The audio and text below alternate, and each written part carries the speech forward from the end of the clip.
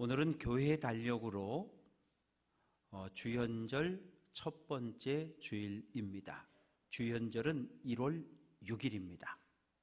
1월 6일은 예수님께서 이 땅에 예수님의 모습을 드러낸 것을 이야기합니다. 한자로 주님 주자에 나타날 현자를 사용을 하고 있습니다.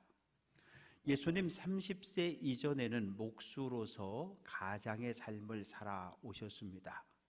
그리고 30세가 되었을 때 요단강에 가서 세례 요한에게 세례를 받고 이제 하나님의 아들로서 사역을 시작을 했습니다.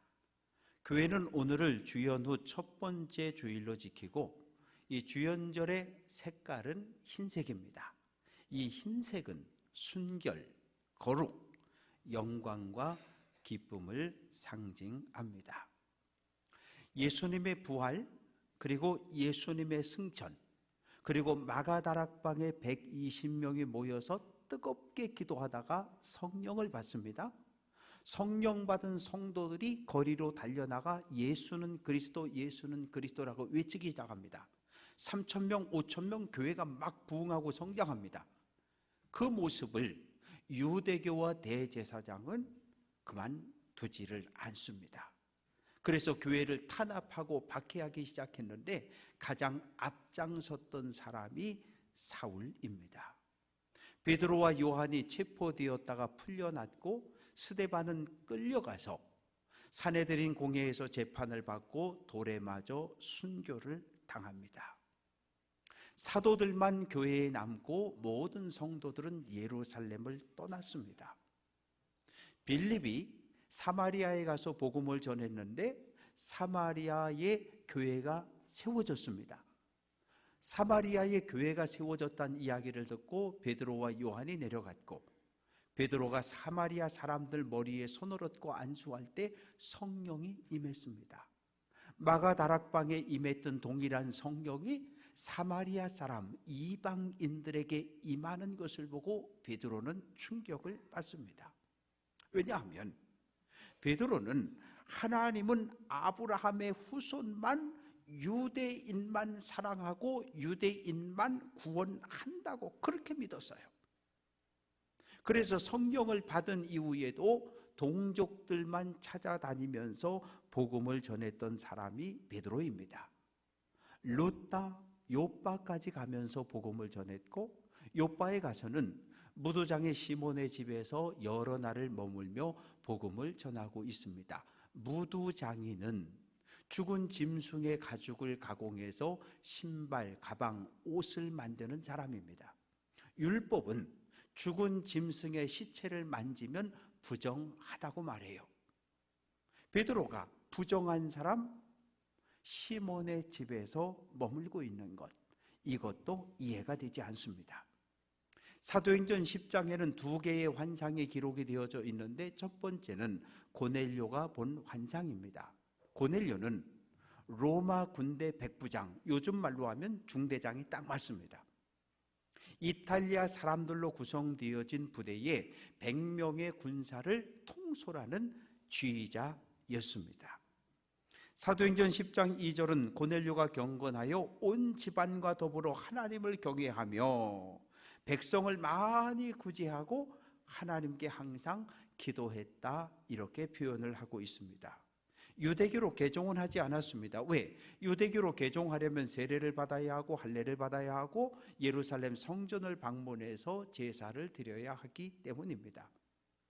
개종은 하지 않았지만 회당 예배에 참석해서 하나님을 예배하고 기도하던 사람입니다. 로마 황제의 식민 통치를 받고 있는 유대인들을 불쌍히 여기는 마음을 가지고 기회가 닿을 때마다 산불 헌금, 불우 이웃 돕기 헌금, 계속해서 헌금으로 도왔던 사람입니다. 오후 3시에 환상이 보여집니다. 하나님의 사자가 들어와서 고넬료야, 지금 당장 사람을 요빠로 보내라. 무도장의 시몬의 집에 베드로가 있는데 베드로를 얼른 너희 집으로 모셔와라. 천사가 떠나자마자 고넬료는 하인, 경건한 하인 두 사람과 그리고 하나님을 믿는 로마 군인 하나를 부릅니다. 왜 하인 둘이 필요합니까? 요바에서 가이사라까지 베드로를 모시고 올 때 불편함이 없도록 잘 돌보고 섬기라는 거예요. 왜 로마 군인이 따라갑니까? 요바에서 가이사라까지 50km입니다. 50km를 오다 보면 검문소가 중간중간에 있는데 로마 군복을 입은 군인이 함께 동행을 하면 아무 검문을 받지 않고 다 통과할 수 있어요. 10시간을 걸어갔다 10시간을 걸어와야 하는 먼 거리입니다. 두 번째 환상은 베드로가 옥상 지붕에 기도하러 올라갔는데 정오입니다. 환상이 보여지는데 하늘에서 보자기 하나가 내려오고 보자기를 풀어보니까 그릇이 담겼고 뚜껑을 열어보니까 4발 가진 짐승, 기는 것, 공중에 나는 것들이 들어있어요. 하나님의 음성이 들려옵니다. 베드로야, 일어나 잡아먹어라. 하나님 못 먹습니다. 왜? 이 그릇 안에는 유대인은 먹을 수 없는 돼지 족발, 돼지 순대 이런 부정한 음식들이 가득 차 있었어요. 나는 이때까지 속된 것, 부정한 음식을 단 한 번도 먹은 적이 없습니다. 베드로야, 하나님이 깨끗하다 한 것을 내가 속되다, 부정하다 말하지 말라. 안 먹습니다. 먹어라. 안 먹습니다. 동일한 환상이 3번 반복됐어요. 베드로는 기도합니다. 하나님, 도대체 이 환상을, 동일한 환상을 3번씩 보여주셨는데 도대체 무슨 뜻입니까? 내가 무엇을 깨닫기를 원하십니까? 그때 시몬의 집을 두드리는 사람들이 있습니다. 베드로 선생님 여기 계십니까? 성령께서 베드로에게 말합니다. 내려가라. 내가 2 사람을 너에게 보냈는데 그 사람들을 따라가라고 명령을 하십니다. 베드로는 성령의 음성에 순종해서 고넬료의 집으로 갑니다. 하나님이 환상을 보여주지 않았더라면, 성령의 음성으로 명령하지 않았더라면 베드로는 절대 고넬료의 집을 가지 않습니다. 왜요? 당시 경건한 유대인은 이방인과 만나지도 않았고 밥을 먹지도 않았는데 하물며 집을 방문한다, 그건 있을 수 없는 일입니다. 고넬료의 집을 방문했더니 고넬료는 친구와 친척들을 다 불러 모아놓고 있는데 모두 하나님을 믿는 사람들입니다.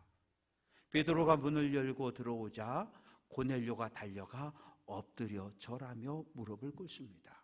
말이 됩니까? 말이 안 되죠. 로마의 백부장인데, 로마 황제의 임명을 받고 지금 유대 땅을 다스리고 있는 로마 백부장인데 베드로가 무릎을 꿇어야 맞아요.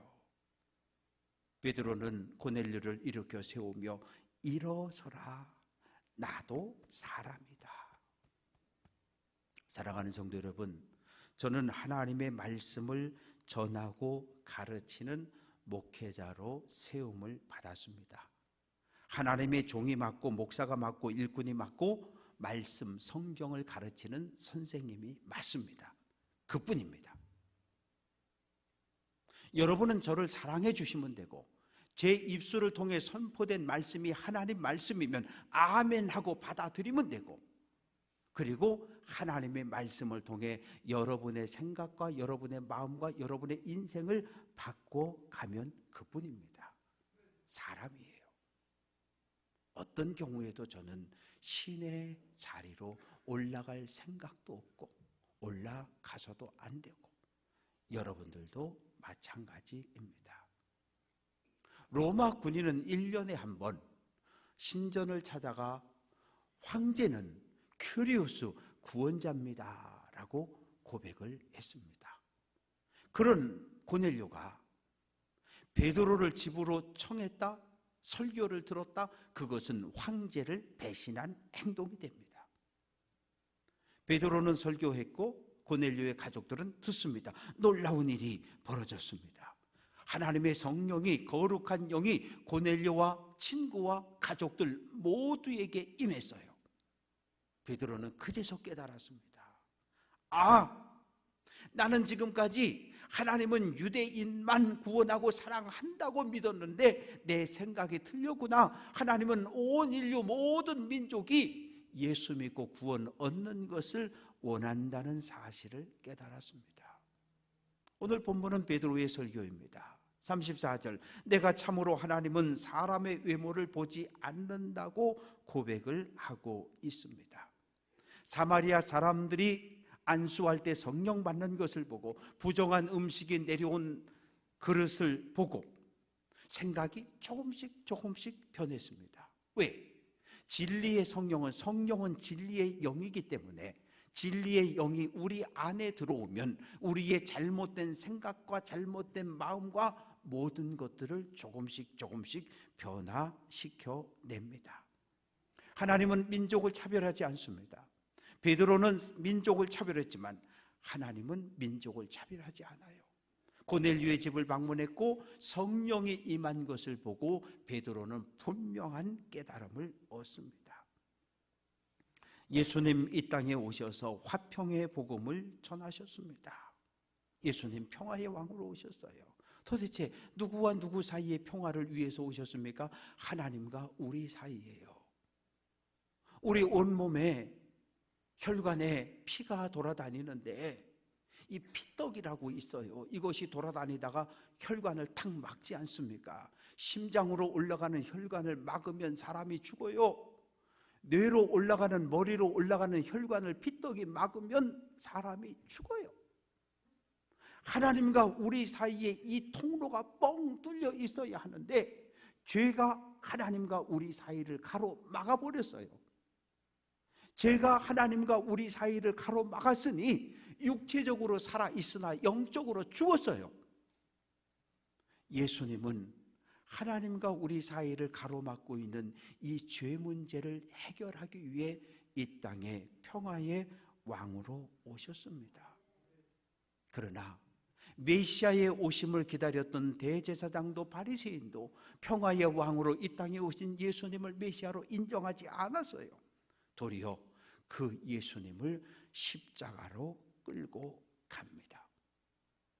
유대 사회는 사람을 차별하는 사회였습니다. 이방인이라고 무시하고 같은 유대인이지만 세리와 창기는 유대 공동체 밖으로 내쫓아버렸어요.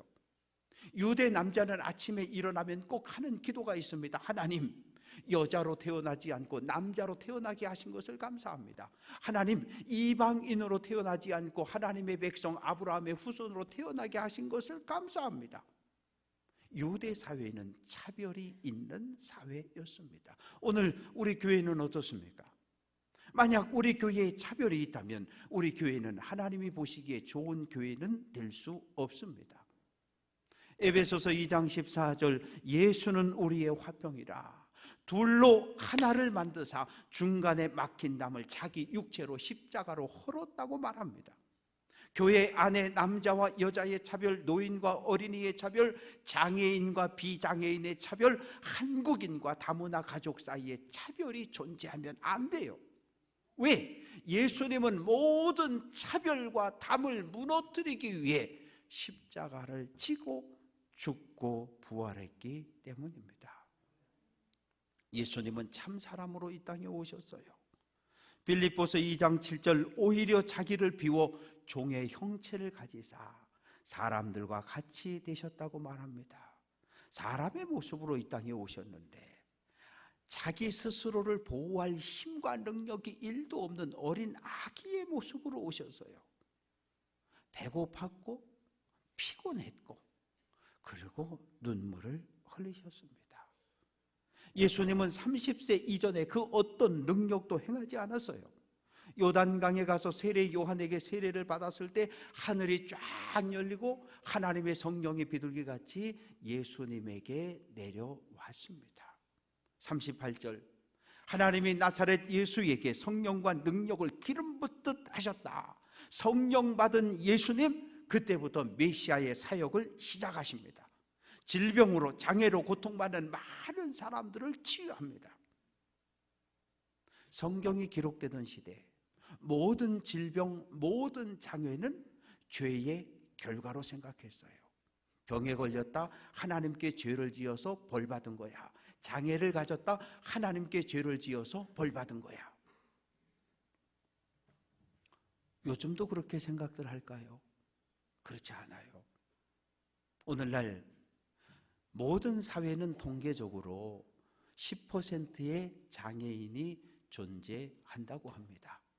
10% 가운데 80%는 후천적 장애인들입니다. 태어날 땐 건강했는데 교통사고를 통해서, 교통사고를 만나서 오늘 우리 사회에 가장 많은 장애인은 교통사고 때문입니다.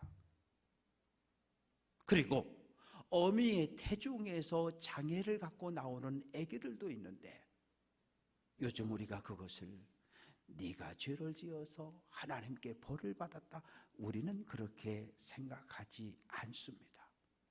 오늘 우리는 비장애인으로 건강한 삶을 살아갑니다. 그러나 원치 않는 사고를 만나면 우리는 내일 장애인으로 살아갈 수 있어요. 그래서 어떤 경우에도 장애를 가졌다는 이유로 차별하고 무시하면 안 됩니다. 예수님은 마귀에게 짓눌린 수많은 사람들을 고쳐주셨습니다. 예수의 능력이 아니라 하나님의 능력이 예수와 함께 했기 때문입니다. 베드로와 제자들은 예수 사역의 증인들입니다. 증인. 이 국회 청문회 할 때 증인 선서하잖아요. 법정에 가서 증인 선서하잖아요. 나 이용호는 보고 들은 것만 정확하게 이야기할 것이고 만약 위증을 하면 그 벌을 받을 것을 맹세합니다. 그리고 증언을 하는 거예요. 내가 한 말 때문에 내가 고난을 당하고 불이익을 만날 수도 있습니다. 예수님 베드로를 제자로 불렀습니다. 오병이어의 기적의 현장에 있었고 나사로의 무덤이 열리며 나사로가 통통통 튀어나오는 모습을 보았고 갈릴리에서, 유대에서, 예루살렘에서 행했던 수많은 예수님의 기적을 눈으로 목격했던 사람이 베드로입니다. 예수님 체포당하던 그날 밤 예수님을 따라 겟세마네 동산까지 올라갔어요. 얘들아, 나를 위해 기도해달라. 그러나 베드로는 졸았고 깊은 잠에 들었습니다.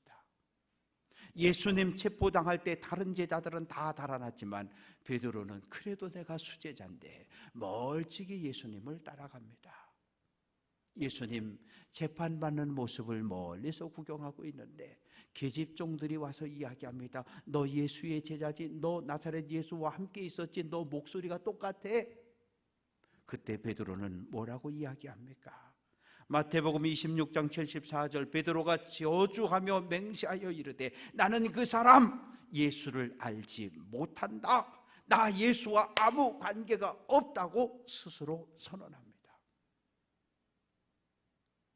이 선언 때문에 베드로는 일평생 주님 앞에 회개하는 삶을 살아갔습니다. 예수님은 로마 법정 총독 빌라도에 의해 십자가형을 선고받았고 로마 군인들이 예수를 골고다 언덕에 세워진 나무 십자가에 못 박아 죽였습니다. 십자가 주변에 장로들, 바리새인, 서기관, 율법학자, 서기관들이 다 몰려서서 구경합니다. 예수님이 고통당하는 모습을 보여 손가락질하고 조롱하고 비웃습니다. 백부장이 선언합니다. 예수 사망. 그러자 막 박수를 치며 환호하며 기뻐합니다. 한 사람이 막 달려가서 성전에 있는 대제사장에게 보고합니다. 대제사장님, 예수가 죽었습니다. 대제사장은 덩실덩실 춤을 추며 기뻐합니다.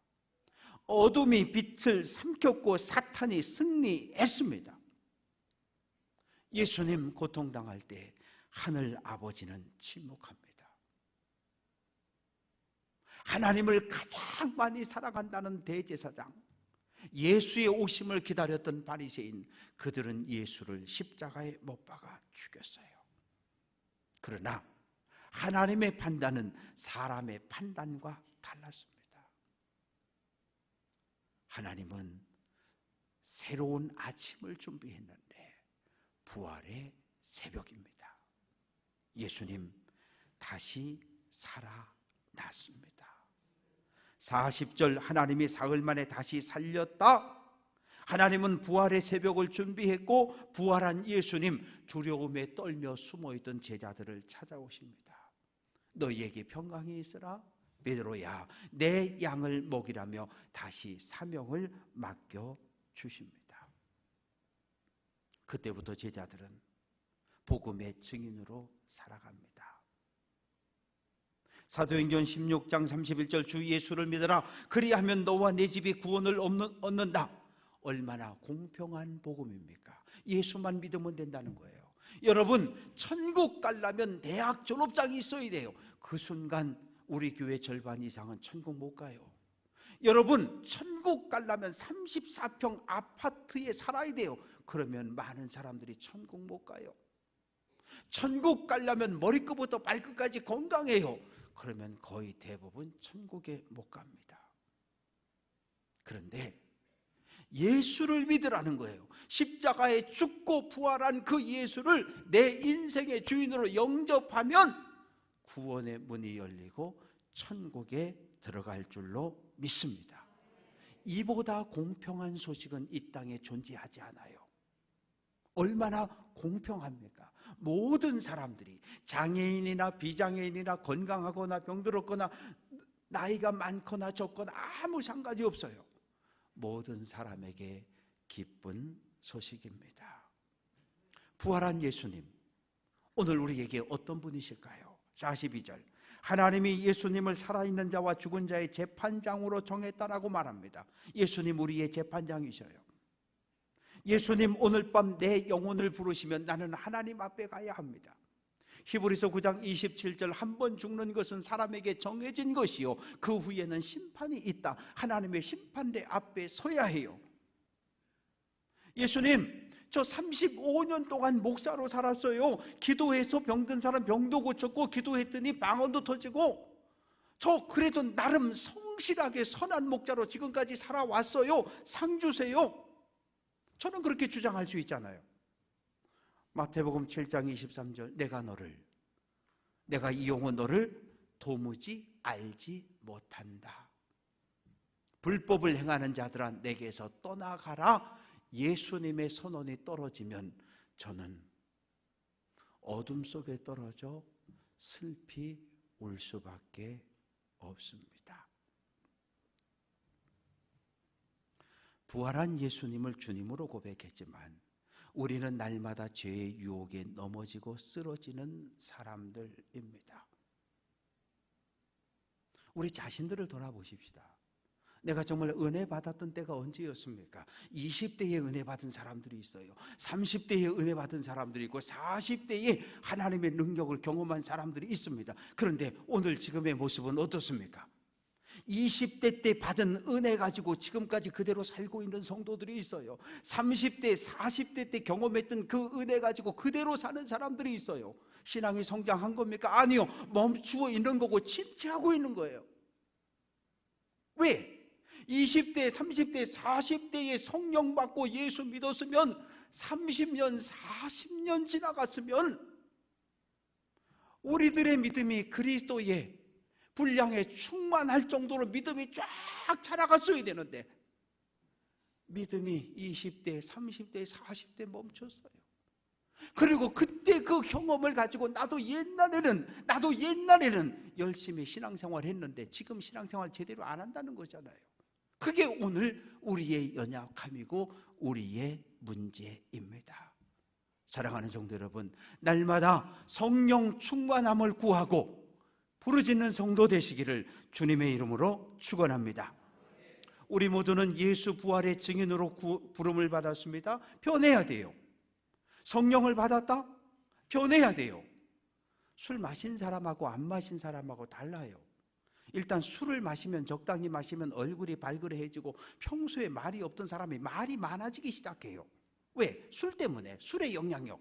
그러면 성령을 받았는데 안 변해요?